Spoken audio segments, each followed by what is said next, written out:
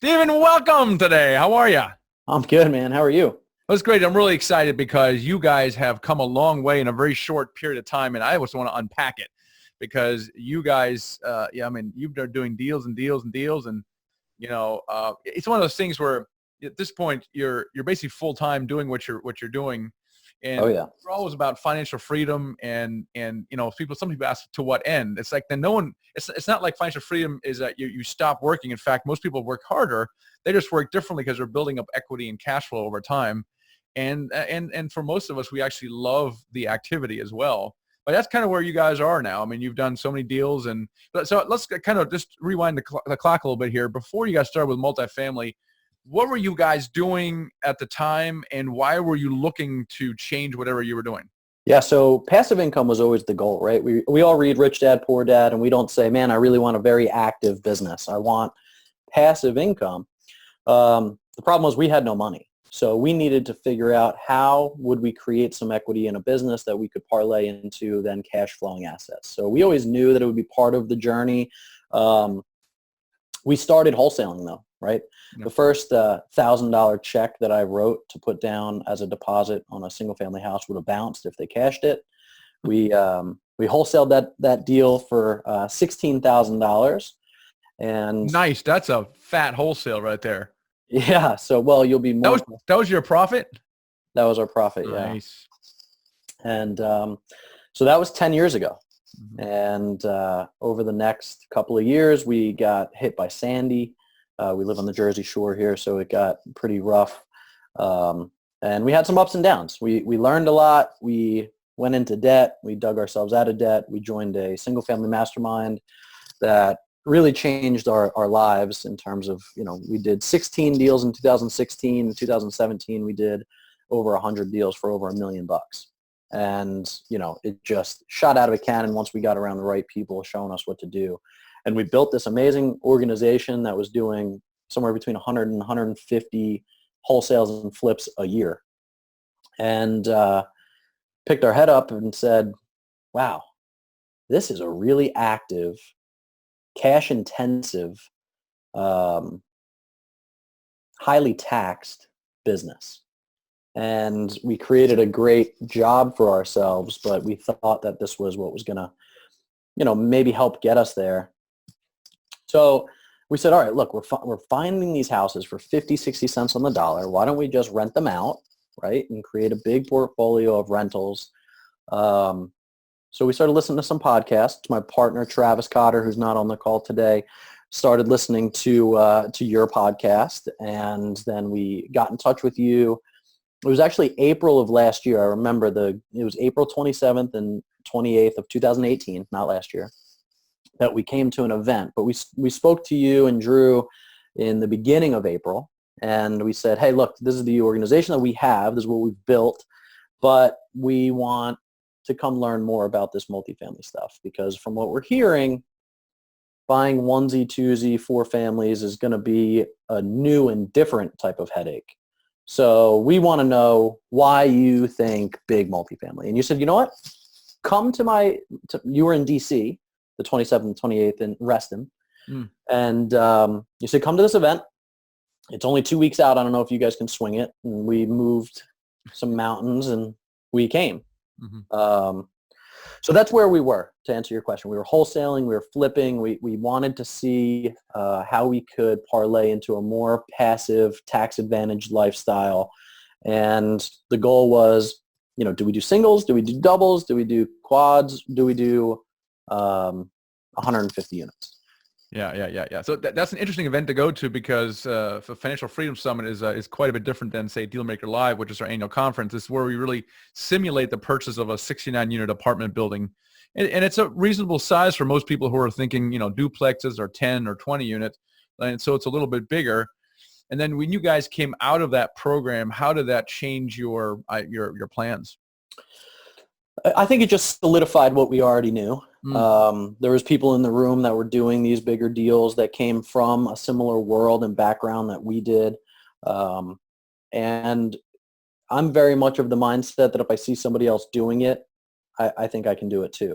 Mm. Right, wrong, or indifferent, it's like the 4-minute mile. If I see you do it, I should be able to do it too.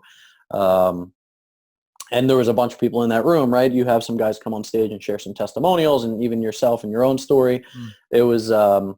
It was really inspiring and just solidified what we already knew, which was we can do this. We're going to do this. We're not going to do single family rentals.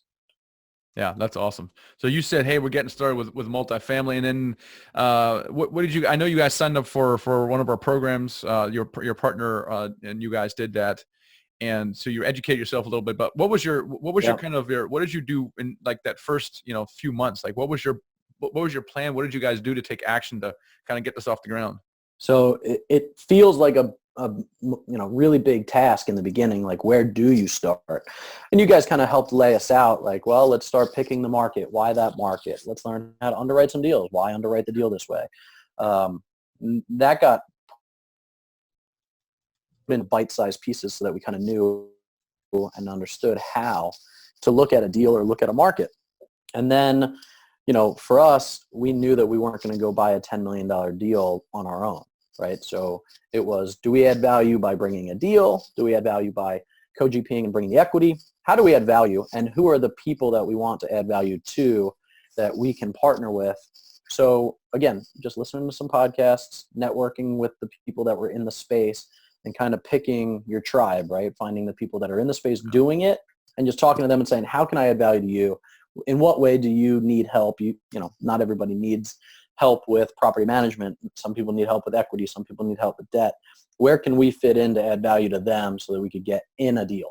Yeah. And first of all, I love that all you guys watching this thing is we're really talking about, first of all, partnering, joint venturing. And that's a very common thing to do. And then in that context, how do you add value to a potential partner who's probably going to be more experienced or has a bigger balance sheet, and how can you add value? So how did you guys, what did you guys do? Well, so we were raising a lot of private equity for our fix and flips, right? So we had a couple $1 million in private capital that wasn't tax advantaged, right? So it wasn't a difficult thing to go to my investors and say, hey, I want to help you diversify your portfolio into more stable, safer, consistent returns with some tax advantages.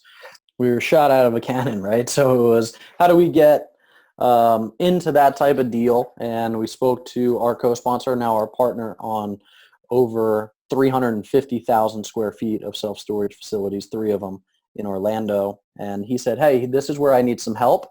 I think it'll help you guys get the experience. Let's partner on this deal. And we just got our CO 4 weeks ago on the first 692 units. CubeSmart has branded it and run it, and we're leasing up, over a unit a day right now. It was a $12 million project. We expect it to be about a $22 million valuation once it's stabilized. It's amazing. So you guys says, hey, what are my strengths? How can I add value? Oh, I'm going to raise capital. So you guys found an experienced operator and you started raising capital for them, which is awesome. And you had your first deal. So we talked about that law of the first deal quite a bit. Did that kick in for you guys or not so much? Oh yeah. So I'm glad. Yeah, well, it's true. And, we sat in the room and listened to it. And I think a lot of people are skeptical, right? They're like, yeah. Once you do your first deal, it's going to rain deals. It's like, well, it's not that easy. But here's what did happen. So that was, we came in April. So that's about 2 years ago now, right? So 23 months ago, we came to Dealmaker Live.